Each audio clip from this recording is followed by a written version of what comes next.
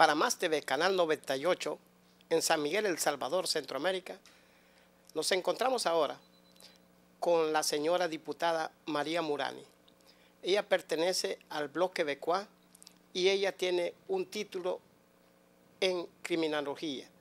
Así que vamos a hablar con ella en este día, un tema muy especial y muy importante para todo el salvadoreño, sobre las maras de El Salvador, que prácticamente están destruyendo nuestro país. Bonjour, Madame Murani.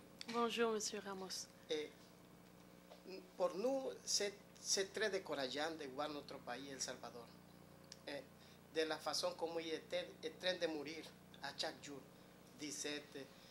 Il y a différents nombres de morts à chaque jour. Et on voit des mondes qui ne pouvaient pas vivre en paix dans notre pays.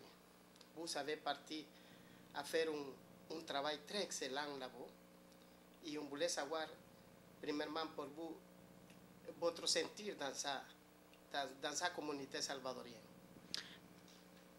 Je vous dirais que d'abord, ça a été une expérience très, très enrichissante.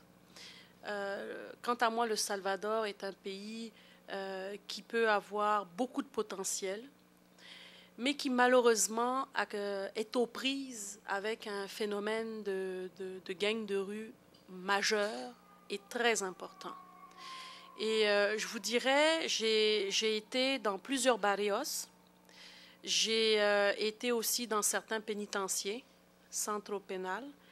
Et je peux vous dire que le problème n'est pas comme à Montréal, c'est sûr. Il n'est pas aussi pire, sinon plus qu'aux États-Unis. Mais il faut agir. Il faut vraiment agir. Et ce que j'ai constaté, c'est que, comme partout, la répression, ça ne fonctionne pas quand on fait juste de la répression. Il y a beaucoup de pauvreté au Salvador, beaucoup de pauvreté. J'ai vu aussi au niveau de la scolarisation, au niveau aussi du travail. Donc, il faut aider les gens à sortir de leur pauvreté pour que les jeunes, les enfants, ne puissent pas être attirés par les maras. Et ça, c'est un premier point. Il faut tout faire pour mettre en place des programmes de prévention, de scolarisation, d'employabilité, pour aider les jeunes, les enfants, mais aussi les adolescents, à ne pas se retrouver pris au piège par ces adultes qui sont dans la maras et qui les recrutent et qui les utilisent, non seulement pour tuer des gens, mais aussi pour vendre la drogue et pour faire de l'extorsion. Y reportó desde Montreal, Canadá, camarógrafo Jonathan Ramos y su servidor Mario Ramos.